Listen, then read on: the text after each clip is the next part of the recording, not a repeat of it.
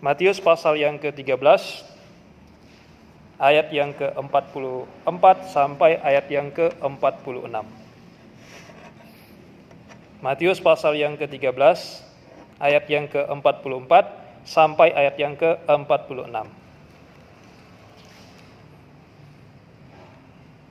Matius pasal 13 ayat 44 sampai ayat ke-46.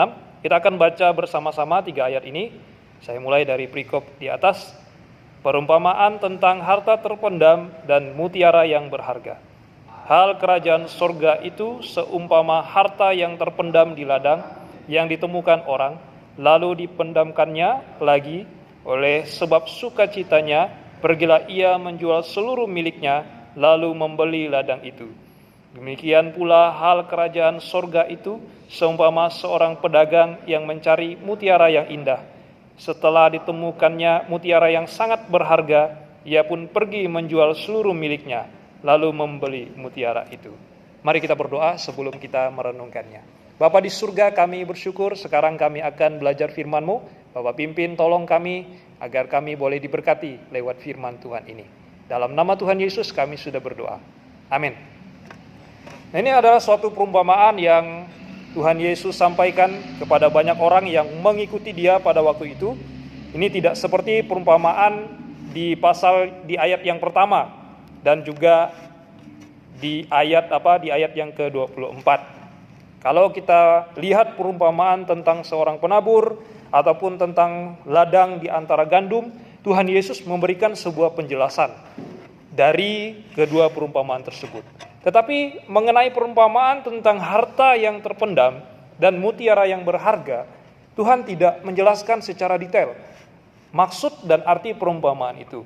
Kita tidak tahu apa, tetapi mungkin juga sesuai dengan judulnya adalah sebuah harta yang terpendam, yang dimana kita kalau tidak menggalinya, maka kita tidak akan menemukan maksud dan arti dari perumpamaan ini. Ya, di balik perumpamaan ini ada sebuah makna yang sangat indah sekali kalau kita mempelajarinya. Kalau kita membaca maksud atau membaca tafsiran dan sebagainya, maka kita akan menemukan maksud Tuhan lewat perumpamaan tentang mutiara yang berharga ini, harta yang terpendam ini. Ini cukup menarik. Ya, Tuhan menyampaikan sebuah perumpamaan sesuai dengan keadaan pada waktu itu. Pada umumnya, ketika orang mempunyai banyak harta, maka mereka akan menguburkan hartanya di dalam tanah ataupun di sebuah gua yang pastinya tidak banyak orang yang tahu. Tidak seperti sekarang tentunya. Sekarang ada banyak tempat penyimpanan harta. Ada banyak perusahaan-perusahaan swasta yang bisa kita simpan ataupun punya pemerintah dan sebagainya. Tetapi pada waktu itu, pada umumnya mereka akan menyimpan harta mereka, mengubur harta mereka, supaya itulah tempat yang paling aman, dirasa paling aman pada waktu itu. Ya. Nah, menarik, kemudian Tuhan menyampaikan harta yang terpendam itu ditemukan oleh seseorang. Tidak disebutkan siapa orang itu, tidak disebutkan latar belakangnya. Yang pasti ini mau menunjukkan bukan hanya orang Yahudi saja, tetapi semua orang yang mendengarnya pada waktu itu. Tidak menunjuk sekelompok orang atau tidak menunjuk sekelompok suku tertentu. Kata orang di sini berarti secara umum perumpamaan ini diberikan kepada mereka. Ya. Nah, kemudian ada orang itu pergi ke ladang, kemudian dia menemukan sebuah harta. Harta itu ditemukannya dan menariknya lagi, ketika dia menemukan harta itu, dia menguburkannya lagi, dia memendamkannya lagi.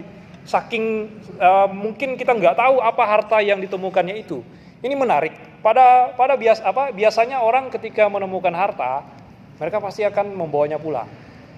Mereka nggak mungkin lagi simpan ya. Mereka pasti akan bawa pulang harta itu, mereka simpan di rumah, mereka jual atau mereka gunakan untuk keperluan mereka. Tidak ada seperti orang ini. Ditemukannya harta itu, kemudian dikubur lagi. Kita kan nggak tahu, mungkin ada orang lain lagi yang akan menemukannya.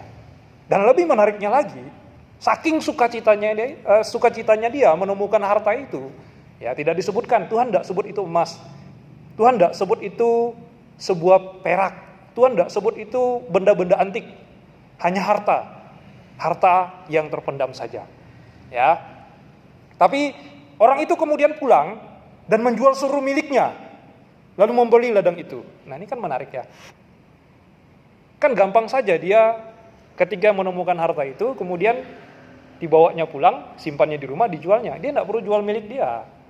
Bisa saja dia jual harta itu dan beli ladang itu. Tapi ini dia kubur lagi, dia jual semua harta yang dia punya.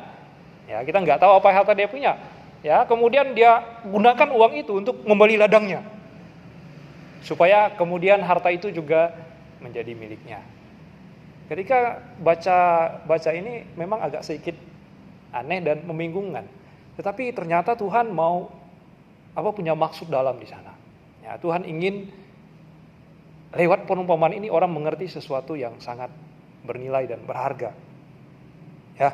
Nah, jadi harta di sini, harta yang dimaksudkan di sini adalah apa yang tidak dimiliki oleh dunia ini. Ini lebih bernilai daripada emas. Ini lebih bernilai daripada perak. Ini lebih bernilai daripada benda-benda antik lainnya.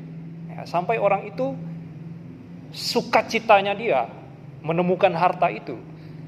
Dia rela menjual segala miliknya dan kemudian membeli ladang di mana harta itu dia kuburkan. Supaya kemudian ladang itu milik dia dan otomatis hartanya pun menjadi milik dia. Saudara, ini perumpamaan ini menunjukkan dan bicara tentang Tuhan kita Yesus. Harta yang ditemukan orang itu adalah keselamatan, damai sejahtera, kedamaian, kepuasan di dalam hidup. Ketika dia menemukan itu, dia begitu bersukacita karena itu tidak ada dimanapun dia temukan. Dan itu lebih bernilai daripada emas, permata, dan juga benda antik lainnya. Keselamatan itu lebih bernilai daripada itu. Kemudian ladang itu menunjukkan adalah Tuhan kita Yesus. Orang ini sadar, dia tidak bisa mempunyai harta itu kalau dia tidak mempunyai ladangnya dulu. Karena harta itu tidak mungkin dia bawa, tidak mungkin dia bisa temukan, tidak mungkin bisa dia dapatkan tanpa dia membeli ladang yang dimana harta itu berada. Kemudian orang ini pulang menjual seluruh miliknya dan membeli ladang itu. Ini mau bicara tentang Tuhan kita Yesus. Ketika orang itu menemukan keselamatan di dalam Tuhan, damai sejahtera di dalam Tuhan, kemudian dia pulang, dia meninggalkan segala apa yang berharga bagi dia, harta bendanya, segala yang dulu dia anggap berharga, seperti apa yang dikatakan oleh Rasul Paulus, semuanya aku anggap rugi karena mengenal Kristus jauh lebih dari segalanya. Kemudian dia membeli ladang itu, artinya dia percaya kepada Tuhan, dia menerima Tuhan dalam hidupnya, dan itu jauh melebihi apapun, sehingga dia rela menjual segala miliknya, meninggalkan segala yang dianggap berharga, kemudian menjadikan Yesus ladang itu sebagai miliknya. Ketika dia menjadikan Yesus segala miliknya, otomatis harta itu juga menjadi milik dia.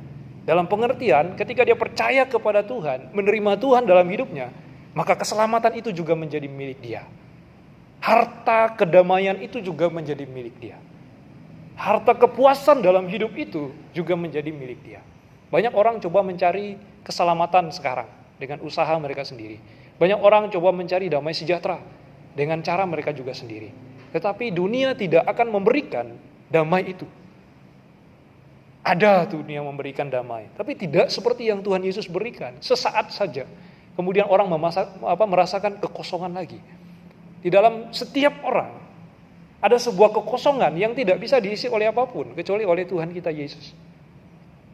Oleh karena itu banyak orang merasa hampa hidupnya, sia-sia hidupnya, tidak berarti hidupnya, ada kekosongan walaupun dia punya segalanya, walaupun dia memiliki banyak hal, tetapi dia merasakan kekosongan di dalam dirinya. Sebut saja banyak sekali artis-artis terkenal yang kemudian pada akhirnya mengakhiri hidup mereka dengan bunuh diri. Apa sih yang kurang? Harta mereka punya. Mereka terkenal, mereka dipuji, mereka dihormati orang. Tapi pada akhirnya mereka mengakhiri hidupnya. Kenapa? Karena ada kekosongan, kehampaan, kesepian. di dalam dirinya. Dan itu tidak bisa, kekosongan itu tidak bisa diisi oleh apapun.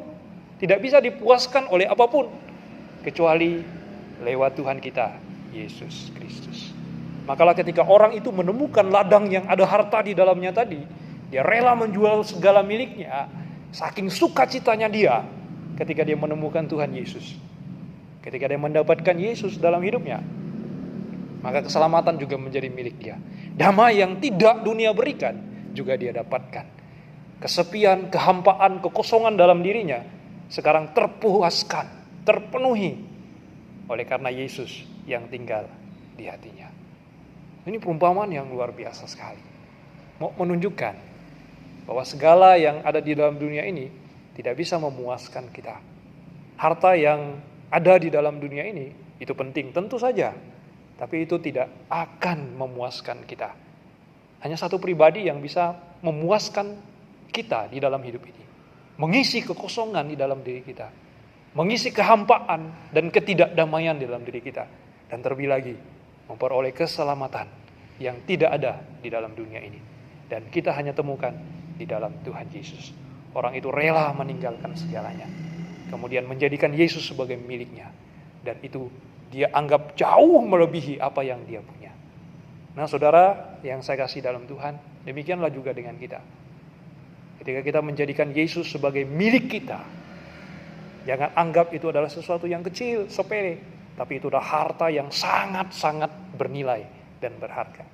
Karena di dalam Yesus kita menemukan sukacita, menemukan keselamatan, menemukan damai sejahtera, menemukan seseorang yang mengisi kekosongan di dalam diri kita. Kita menemukan kepuasan hidup dengan kita memiliki Yesus. Dengan bersyukur saja kepada Tuhan Yesus, kita sudah merasa sangat puas dengan hidup ini. Dengan berterima kasih saja kepada Tuhan Yesus, walaupun kita tidak memiliki banyak, kita sudah merasakan damai yang begitu indah. Itulah harta yang tidak ternilai itu. Itulah yang Paulus rasakan ketika dia menemukan Yesus dalam hidupnya. Sehingga apapun apa yang dia anggap berharga dahulu, sekarang itu dianggap rugi. Dan itu seperti sampah, kata dia. Karena mengenal Yesus jauh melebihi segalanya. Kita yang sudah percaya kepada Tuhan, bersyukurlah. Mari kita terus setia. Kita sudah memiliki harta yang tidak ternilai itu. Seperti orang itu. Dia meninggalkan segalanya, kemudian mendapatkan Yesus. Jangan merasa rugi kalau hari ini kita meninggalkan segalanya. Saya pikir tidak juga segalanya. Tapi yang jauh lebih penting adalah jangan merasa rugi ketika kita mendapatkan Yesus dalam hidup kita. Ketika kita percaya kepada Tuhan, jangan merasa rugi. Justru itu adalah sebuah keuntungan. Itulah sebuah harta yang tidak ternilai yang Tuhan Yesus tawarkan kepada kita. Inilah arti dari perumpamaan di ayat yang ke-44 dan juga tentu di ayat yang ke-45 dan ke-46. Ini mirip sekali. Sama, tujuannya sama, untuk menunjukkan Yesus. Itulah harta yang tidak ternilai itu. Jika kamu menemukan dia, kamu akan mendapatkan segalanya. Keselamatan, damai sejahtera, kepuasan hidup. Itulah yang Yesus berikan, yang tidak diberikan oleh dunia ini. Dan biar lewat perumpamaan ini kita semua boleh diberkati. Amin. Mari kita berdoa. Bapa di surga, terima kasih, kami bersyukur untuk firman Tuhan ini.